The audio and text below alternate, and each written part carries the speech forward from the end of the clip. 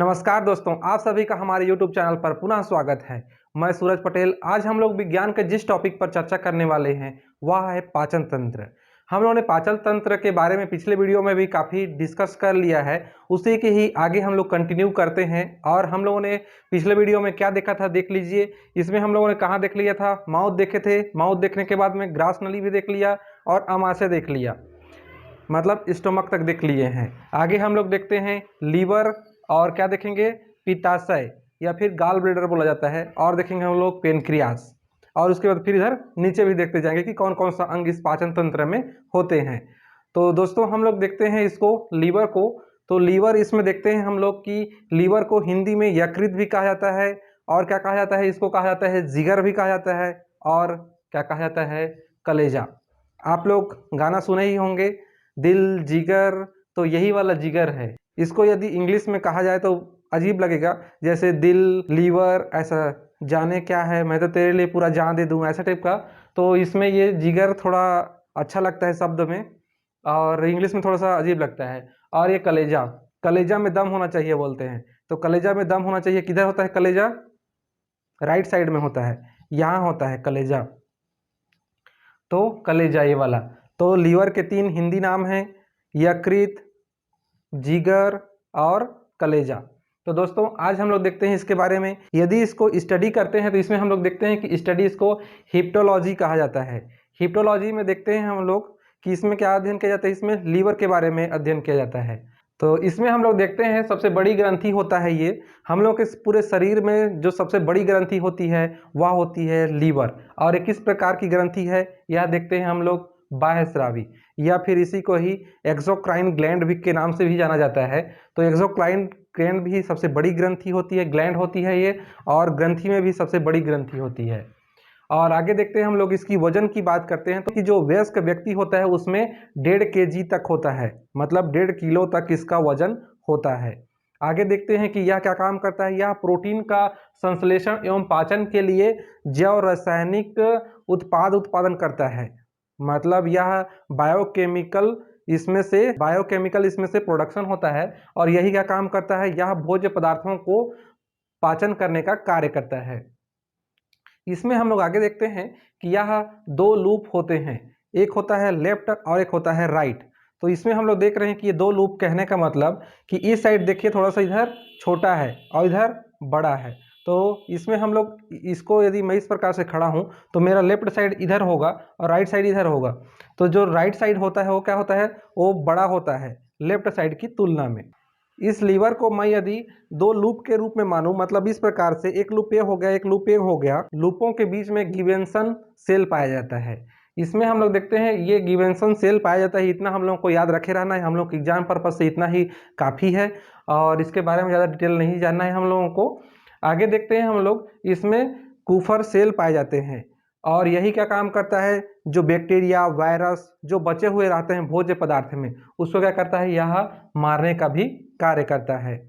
आगे हम लोग देखते हैं इसमें बाइल जूस के कारण वसा का इमल्सीकरण होता है। मतलब हम लोग जानते हैं कि जो लीवर होता है, यदि नहीं भी जानते हैं तो जान लीजिए कि जो लीवर होता है, लीवर में पित्त का निर्माण होता है या फिर बाइल जूस का निर्माण होता है। और इसका निर्माण किस प्रकार से होता है, हम लोग जानते हैं कि जो ब्लड होता है, हम लोग जानते हैं कि जो ब्लड का इसका जीवन काल या लाइफ साइकिल इसका 120 दिन का होता है, 120 डेज का होता है। तो यह क्या होता है, इसका जीवन समाप्त हो जाता है, उसके बाद में इस जो डेड ब्लड सेल होता है वह यही लीवर में ही आता है। और लीवर में आने के बाद में यही क्या काम करता है, यही जो डेड सेल होता है इसी को ही लीवर क्या करता है, इसको बाइल जूस का निर्माण करता है, या फिर पित्त रस का निर्माण इसी के ही द्वारा होता है। मतलब जो टूटे हुए या फिर मृत ब्लड सेल होते हैं इसी के द्वारा ही क्या होता है, इसमें बाइल जूस का निर्माण होता है। आगे हम लोग देखते हैं फाइब्रिनोजेन, हिपेरिन तथा सेरोटोनिन का निर्माण भी करता है। यही जो लीवर होता है ये सब क्या काम करता है, इसी सब का निर्माण भी करता है।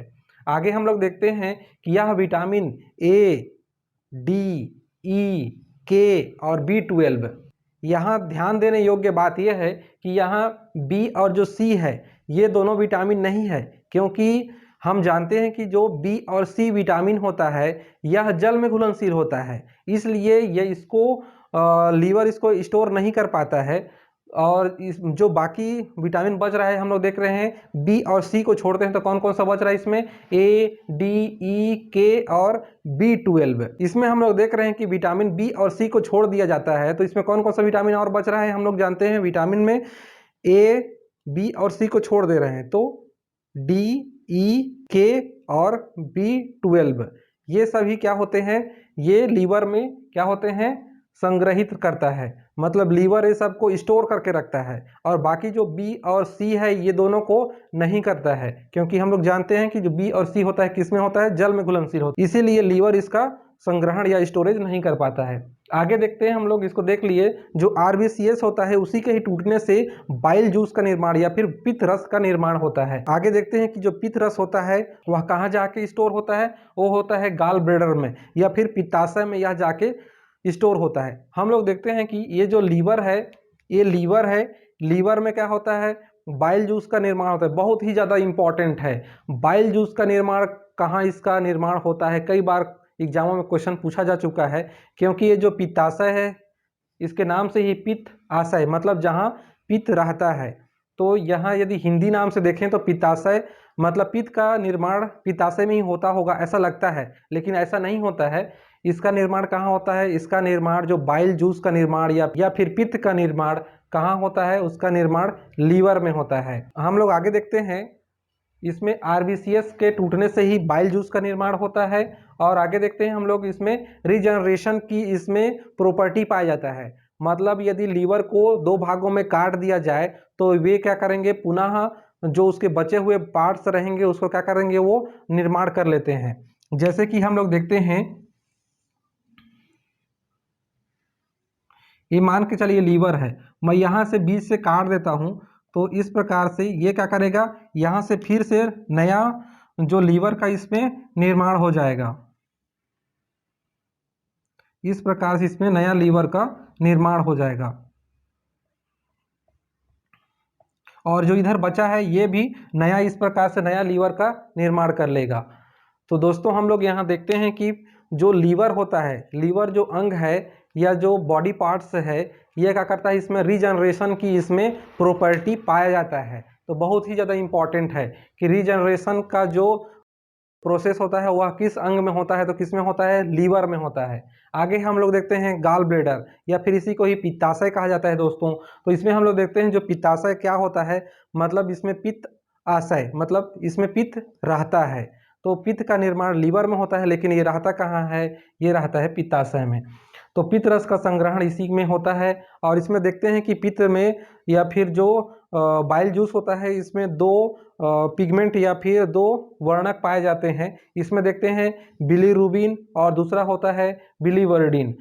यदि हम देखते हैं कि ये जो बिलीरुबिन होता है यह पीले कलर का होता है, हम लोग जानते हैं। और यह यदि गलती से कहीं ब्लड सेल में पहुंच जाता है या फिर जो ब्लड होता है उसमें पहुंच जाता है, तो यही क्या काम करता है, यही पीलिया का कारण बनता है। इसलिए यह पित्ताशय में रहना ही उचित होता है, और यह कहीं गलती से ब्लड में चला जाए तो क्या होगा, पीलिया रोग उत्पन्न करता है। आगे देखते हैं हम लोग बिलीवर्डिन। बिलीवर्डिन यह कैसे कलर का होता है, यह होता है ग्रीन कलर का होता है, मतलब हरे कलर का होता है। तो हम लोग एग्जाम पर्पस से इतना ही इम्पॉर्टेंट है कि ये जो बिलीवर्डिन होता है वो कैसे कलर का होता है, वह हरे रंग का होता है। जो बिलीरुबिन होता है वह येलो कलर का होता है, और इसी के कारण ही यदि यह ब्लड में पहुंच जाता है तो क्या काम करता है, यही क्या करता है, पीलिया रोग का कारण बनता है। तो दोस्तों हम लोग आज जितना पढ़े हैं उसको क्विक रिवीजन कर लेते हैं। इसमें हम लोग देखते हैं कि जो हम लोगों ने पाचन तंत्र में क्या देखा, आज लीवर देखे, लीवर और जो गाल ब्लैडर या फिर पित्ताशय देखे। तो हम लोग क्या देखा, जो लीवर होता है, लीवर के इसके स्टडी या फिर इसके स्टडी को क्या कहा जाता है, इसकी स्टडी को कहा जाता है हिपेटोलॉजी कहा जाता है। और इसके बाद हम लोग क्या देखा कि यह सबसे शरीर की सबसे बड़ी अंग होती है, और यह बाह्य स्रावी ग्रंथि होता है, सबसे बड़ा बाह्य स्रावी ग्रंथि होता है। और ये इसकी वजन देखते हैं तो 1.5 kg इसका वजन होता है, और यह प्रोटीन का भी संश्लेषण करता है।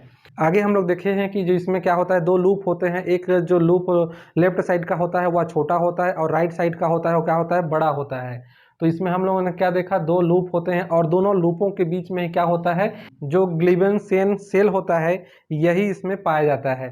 आगे हम लोग देखते हैं कि जो इसमें कुफर सेल होता है यही क्या करता है, बैक्टीरिया वायरस का भक्षण करता है या फिर इसी को जो बैक्टीरिया वायरस होते हैं उसको मारने का कार्य करता है। कौन से करता है, कुफर सेल्स करता है।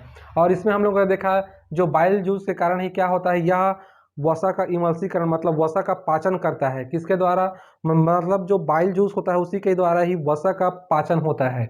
आगे हम लोग देखते हैं इसमें फाइब्रिनोजेन, हिपेरिन तथा सेरोटोनिन, ये हम लोग आगे देखेंगे इसमें कि ये कौन कौन से कार्य करते हैं, इसको बारे में भी हम लोग देखेंगे। इन तीनों का ये निर्माण करता है। इसमें हम लोग देखते हैं कि बी और सी को छोड़ के जो बाकी विटामिन हैं, ए बी को छोड़ के, बी और सी को छोड़ के, तो कौन कौन आगे देखते हैं हम लोग, डी, ई, के और B12, इन सब का क्या करता है, यह स्टोरेज करता है। आगे देखते हैं हम लोग RBCS के टूटने से ही क्या होता है, बाइल जूस का निर्माण होता है या फिर जो पित्त रस होता है इसका निर्माण होता है। आगे हम लोग देखते हैं रीजनरेशन, इसमें जो लीवर होता है इसमें क्या होता है, यही लीवर क्या करता है, इसमें रीजनरेशन या फिर पुनः निर्माण करने की इसमें शक्ति होता है। आगे हम लोगों ने गाल ब्लेडर देखा, गाल ब्लेडर में दो इसमें वर्णक पाए जाते हैं और यह पित्ताशय होता है, मतलब यह पित्त का स्टोरेज करता है लेकिन पित्त का निर्माण नहीं करता है।